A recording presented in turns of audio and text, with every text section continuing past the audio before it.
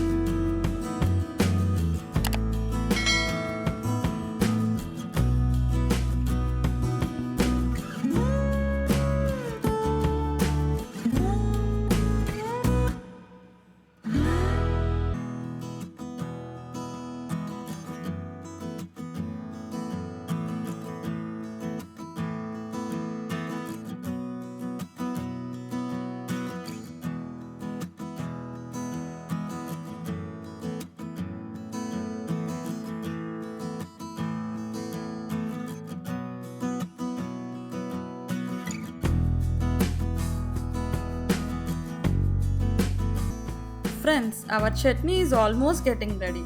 It looks little sticky, right? Don't worry. It tastes as amazing as all other roti pachadis and I'm sure it will become one of your favorite chutneys.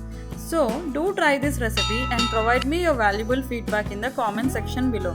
Also, if you like our videos, don't forget to like, share and subscribe Gruhinis World. Thank you. Bye.